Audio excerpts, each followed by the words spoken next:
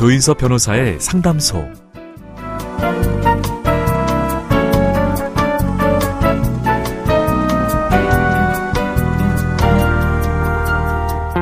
뜨거운 여름날 그늘 한 자락이 무더위를 식혀주죠.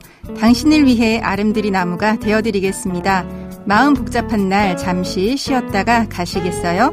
어렵게 느껴지기만 한 법률 혼자서 해결하기 너무 막막하다면 이곳으로 오세요. 속 시원하고 정확한 자문으로 법률 문제를 풀어드리는 조인섭 변호사의 상담소, 지금 바로 문을 열겠습니다. 저는 조인섭입니다.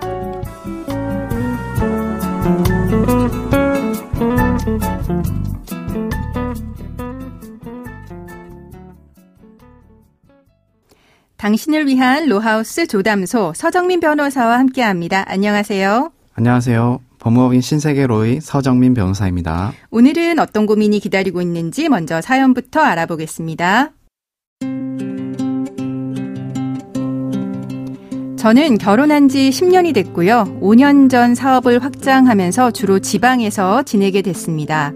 아내는 아이들이 학교를 옮기기 싫어해서 따로 서울에서 살고 있죠. 본의 아니게 가족들과 떨어져 지내게 됐지만 저는 틈날 때마다 아내와 영상통화를 했고요. 여유가 생기면 서울에 가서 가족과 시간을 보내곤 했습니다. 그러던 어느 날이었습니다. 한 남자가 제가 운영하는 회사 앞으로 찾아와서 충격적인 이야기를 했습니다. 자신은 오랫동안 아내와 바람을 피우고 있었고 아내한테 아이가 생겨서 2번이나 지운 적이 있다는 겁니다. 그 말을 믿을 수 없었던 저는 곧바로 아내를 찾아가서 물어봤습니다. 그런데 그 남자의 말은 사실이었습니다. 아내는 얼굴이 하얗게 질리더니 너무 외로운 나머지 실수를 했다면서 지금은 그 남자에게 이별을 통보한 상태라고 했습니다. 그런데 헤어지자는 말에 그 남자가 돌변해서 남편에게 알리겠다며 돈을 요구했다고 하더군요. 믿어왔던 아내가 바람을 피웠다는 것도 충격이었지만 더한 문제가 있었습니다. 그 남자가 저에게 협박하고 있다는 점입니다. 거액의 돈을 달라고 요구하더라고요. 돈을 주지 않으면 제 아이들을 죽이겠다고 합니다. 저는 가능하면 아이들에게 엄마가 바람을 피웠다는 것을 알리고 싶지 않고 상간남이 원하는 대로 돈을 주고 싶지도 않습니다. 저는 너무 화가 나서 밥 한 술도 넘길 수 없습니다. 저는 어떻게 해야 할까요?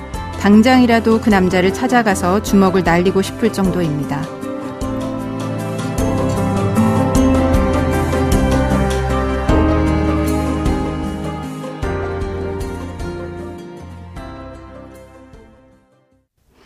네, 사연자분이 너무 고통스러운 시간을 보내고 계시는데요. 아내의 상간남에게 협박을 당하고 계십니다. 종종 이런 경우가 있는데 이런 경우 경찰에 신고하면 어떻게 될까요? 네, 형법 제283조 제1항에서는 사람을 협박한 자에 대해서는 협박죄가 성립한다는 것을 규정하고 있는데 네. 협박이란 사람에게 공포심을 일으킬 수 있을 정도의 해악을 고지하는 것이어야 하고 네.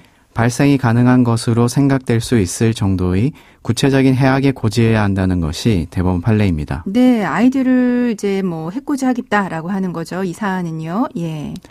네, 사안에서 자녀들을 죽이겠다고 하였는데 대법원 판례에 따르면 충분히 듣는 사람으로 하여금 공포심을 일으킬 수 있는 정도의 구체적인 해악의 고지에 해당하므로 협박죄를 성립시킬 수 있는 것으로 보입니다. 네, 그런데 협박죄뿐만 아니라 돈까지 요구한 상황이에요. 다른 죄도 또 물을 수 있을 것 같은데요. 네, 돈까지 요구했기 때문에 공갈죄의 성립이 문제될 수 있습니다. 네. 공갈죄는 폭행과 협박을 통해 재물을 교부받거나 재산상 이익을 취득할 것이 필요하고 여기서 협박은 객관적으로 사람의 의사결정의 자유를 제한하거나 의사실행의 자유를 방해할 정도로 겁을 먹게 할 만한 해악을 고지하는 것이라는 것이 대법원의 판례입니다. 그리고 협박한 당사자가 돈을 수령한 경우에는 공갈죄의 기수가 되지만 아직 돈을 주지 않은 경우에는 공갈죄 미수가 성립할 수 있습니다. 네, 그렇군요. 네, 사안의 경우에서는 돈을 주지 않으면 자녀들을 죽이겠다고 하여 구체적 해악을 고지하였고 재물의 교부를 요구하고 있는데 아직 사연자님이 돈을 주지는 않았으므로 공갈죄 미수로 형사처벌될 수 있을 것으로 보입니다. 네. 이렇게 형사하는 거 이외에 상간남을 형사처벌받게 하는 거 뿐만 아니라 민사상 손해배상 청구도 할 수 있지 않을까 싶은데요. 네, 민사적으로는 상간남에게 불법행위에 기한 손해배상으로서 위자료 청구 소송이 가능할 것으로 보입니다. 네. 대법원은 제3자가 부부 일방과 부정행위를 함으로써 혼인의 본질에 해당하는 부부 공동생활을 침해하거나 유지를 방해하고 그에 대한 배우자로서의 권리를 침해하여 배우자에게 정신적 고통을 가하는 행위는 원칙적으로 불법행위를 구성한다는 입장입니다. 네. 따라서 사안의 경우 사연자분의 아내와 상간남이 부정행위를 하였고 아내가 낙태까지 하였기 때문에 충분히 상간남에게 불법 행위에 기한 손해배상으로서 위자료 청구 소송이 가능합니다. 네, 이렇게 그 상간남 상대로 그 부정행위에 대한 이제 손해배상뿐만 아니라 이렇게 공갈, 협박한 부분에 대해서도 합해서 손해배상 청구가 가능할 것 같긴 하네요. 그러면 사연자분처럼 상간남을 처벌받게 하고 또 위자료 청구 소송을 하려면 지금 사연자분은 어떤 자료를 준비를 하면 될까요? 뭐 대화 내용을 녹음을 한다던가 이런 게 필요할지 네, 알려주세요. 네, 형사처벌이든 위자료 청구 소송이든 증거를 확보하는 것이 중요한데요. 우선 상간남으로부터 전화를 받게 되는 경우에는 전화 내용을 녹취하는 것이 좋습니다. 네. 그리고 카카오톡 등 메신저를 이용해서 협박을 하는 경우에는 상대방이 대화 내용을 삭제하기 전에 대화 내용을 캡처해서 모아두는 것이 필요합니다. 네. 그리고 자녀를 보호하고 싶다고 하셨는데 요거 따로 취할 수 있는 방법이 있을까요? 만약 그 상간남이 집이나 직장으로 찾아오는 경우에는 경찰에 신고를 하셔서 사건화를 시키는 것이 중요하고 네.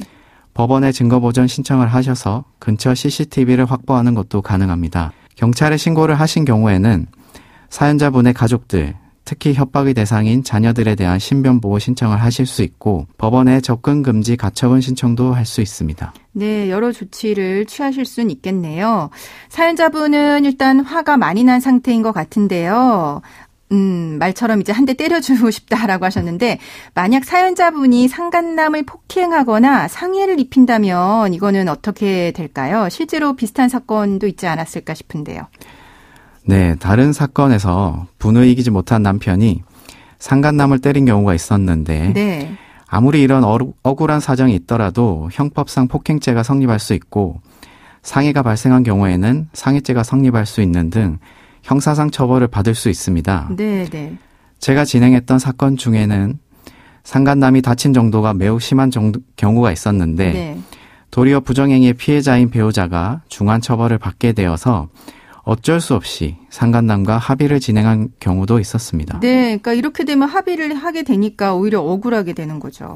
네, 이처럼 부정행위 피해자인 배우자가 오히려 억울하게 상간남에게 돈을 물어주게 되는 경우도 발생할 수 있으므로 저는 의뢰인들에게 가급적이면 울분을 좀 참으시고 네. 사적 구제는 참으실 것을 당부드리고 있습니다. 그러게 말입니다. 네, 참으셔야 되는데, 그죠? 네, 지금까지 상담 내용을 정리를 해보자면 사연자분은 아내 상간남에게 협박을 받고 계십니다. 상간남은 돈을 요구하면서 자녀의 안전을 위협하고 있는데요. 이런 경우 아무리 화가 나더라도 상간남을 폭행하거나 상해를 입히신다면 오히려 남편분이 성법상 폭행이나 상해죄가 성립할 수 있으니 참으셔야 하고요. 상간남에게 협박죄나 공갈죄 미수로 형사처벌을 받게 할 수 있다라고 설명을 해주셨습니다. 그리고 민사적으로 아내와 부정행위를 한 상간남에게 위자료 청구 소송도 할 수 있다는 점 알려드렸습니다.